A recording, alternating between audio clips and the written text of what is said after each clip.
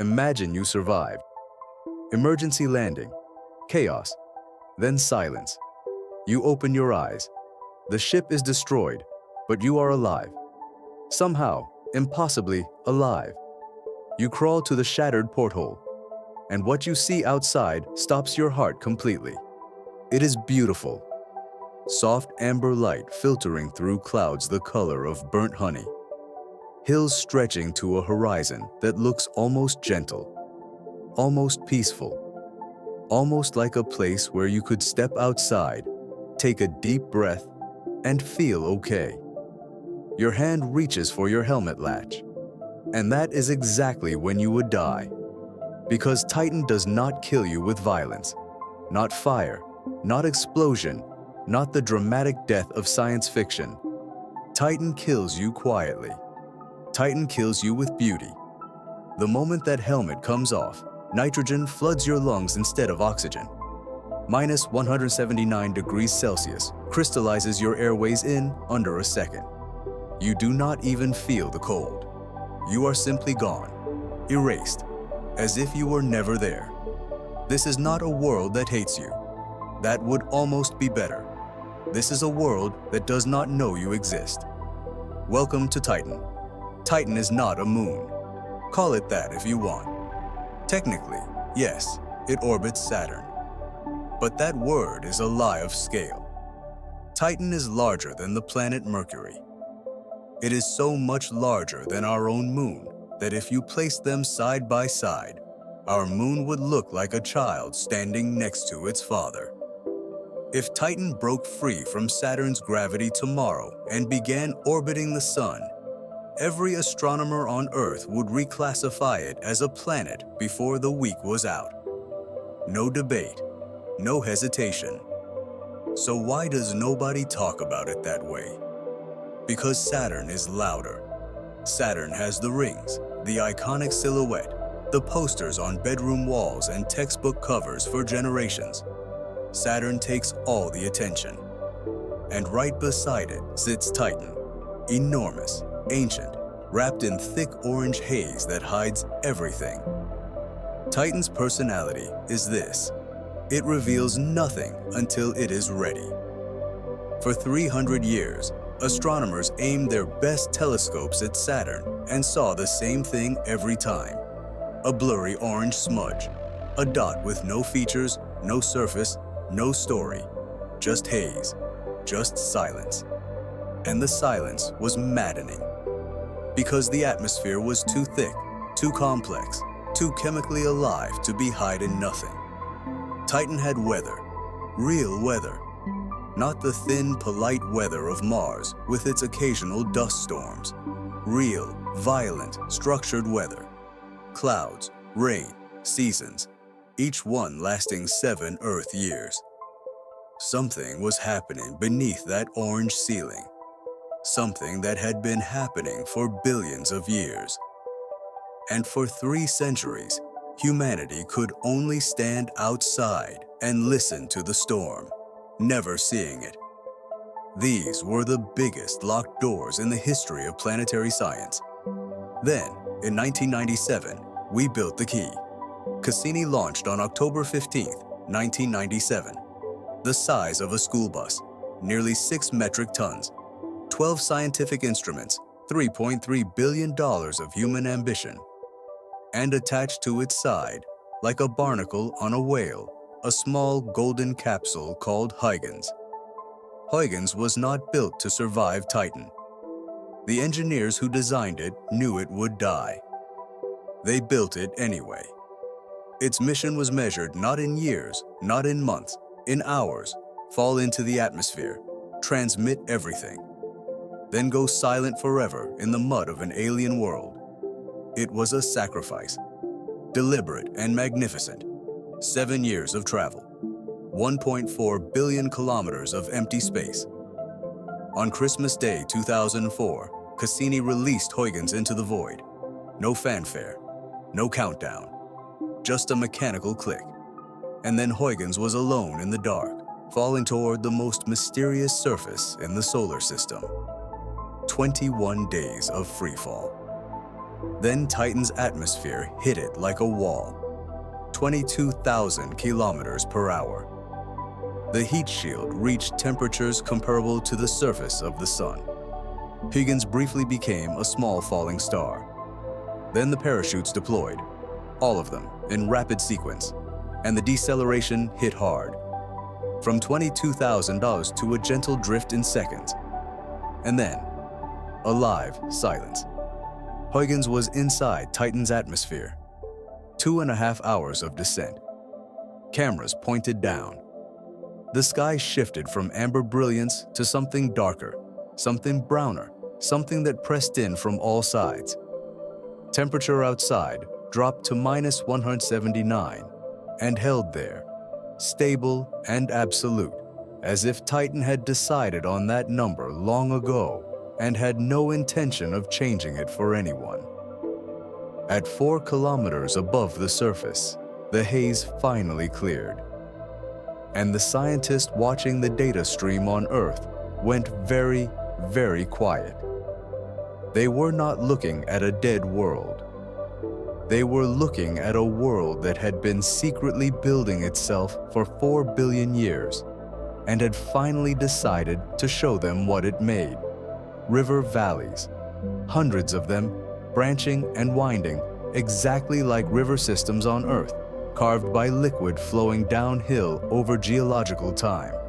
Shorelines, real shorelines, where liquid had met land and shaped it. And lakes, dark, flat, mirror-still lakes reflecting the amber sky back at the cameras like black glass. Not water. None of it was water. The rivers ran with liquid methane. The lakes were filled with ethane and methane so cold a human hand would freeze solid at the touch. The rain that carved those valleys fell from clouds made of natural gas. Every familiar feature, built from chemistry that would kill you. Huygens touched down at 11:38 a.m. Central European Time, January 14, 2005. It did not crash, it did not shatter, it settled. Softly, almost gently, onto ground that compressed slightly under its weight, like wet sand on a beach. Sensors confirmed the texture immediately. Not rock, not ice, something softer, something that had been rained on many times for a very long time. It transmitted for 72 minutes after landing. Then went silent. Batteries dead. Mission complete. It is still there. Right now, while you are watching this, Huygens is sitting on Titan, in the dark, alone, 20 years. If you want to know what happens next, what we are sending there now, and what it might find, subscribe. The next video is already done. The algorithm will not show it to you if you are not subscribed. But Huygens showed us only one place. A small patch of equatorial surface. Calm, geologically quiet. Go north, and Titan changes completely. The quiet gives way to something wilder, stranger, something that makes the landing site look almost welcoming by comparison. This is where Titan's real hydrological cycle reveals itself in full, terrifying scale. Liquid methane evaporates from the surface, rises into the atmosphere, forms clouds, dense, dark hydrocarbon clouds that build and build until they can hold nothing more. Then they let go. Rain made of liquid natural gas, falling from clouds of natural gas into lakes of liquid natural gas. A complete closed cycle. A weather system running on chemistry instead of water, powered by cold instead of heat, unchanged for longer than multicellular life has existed on Earth. The largest of these lakes has a name, Kraken Mare. Kraken Mare is not a lake in any sense that word normally implies. It is a sea. Its surface area is larger than the Caspian Sea. Its depth in some regions may exceed 300 meters. It sits in permanent twilight near Titan's North Pole, its surface black and still. Except during the great methane storms, when waves move across it in the dark and rain falls so hard that visibility drops to zero. Do not fall into Kraken Mare. This is not a dramatic warning. This is physics. Liquid methane has roughly half the density of water. You have almost no buoyancy. Your body, even in a suit, sinks immediately. The surface disappears above you before you go 10 meters down. There is no coming back from Kraken Mare. There is only descent, then darkness, then nothing. Titan keeps what it takes. We are going back. Not a probe that falls and dies. Not a capsule with 72 minutes of battery life. We are going back with something that has never been sent to another world before. Dragonfly is a drone. Rotors, onboard computer, nuclear power source, the size of a large car. Titan's atmospheric pressure is high enough and its gravity low enough. That flight there is actually easier than on Earth. In a single flight, Dragonfly will cover more ground than all previous Mars rovers combined over their entire operational lifetimes. Launch 2028. Arrival 2034. It will land in the Shangri-La dune fields near the equator, not far from where Huygens touched down 2 decades ago. It will fly. It will sample. It will analyze the chemistry of a world where organic experiments have been running continuously for 4 billion years. And it will search systematically, without assumptions, for any sign that the chemistry got complicated enough to become something more. Life. The word nobody says out loud, but everyone is thinking. Not life as we know it. Nothing with cells, DNA, or warm earth biochemistry. Something stranger. Something built on different rules, running on cold instead of heat, using liquid methane instead of water, operating on logic we do not yet have vocabulary to describe. Whether it exists, we do not know.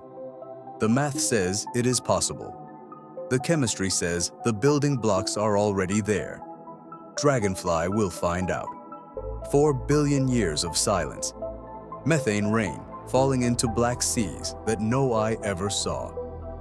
Chemistry working in the dark, building something or building nothing, never once asking whether anyone was watching. We were watching. From the moment the first astronomer aimed a lens at Saturn and noticed that small, blurry smudge near the rings. We watched through centuries of fog and distance, through the crushing limitations of instruments that were never quite good enough. We sent a machine to die on its surface, just to see it for 72 minutes. We named it seas after monsters, because what else do you call the unknown? And now we are sending something that will actually fly. Not fall, not drift, not die in the mud an hour after arrival. Fly. Through the orange sky, over the dune fields, over the shores of Kraken Mare, over rivers of liquid fire and valleys carved by 4 billion years of impossible rain. The universe is full of sleeping worlds. Titan is the one we chose next. 2034. The rotors spin up. The amber haze parts. And what has been hiding in the dark for 4 billion years looks up. If it can look, if it exists, if the chemistry went far enough, and sees something it has never seen before. Something from the third rock around a quiet yellow star. Small, fragile, completely incapable of leaving a mystery alone. Something that traveled 1.4 billion kilometers just to say, "We found you."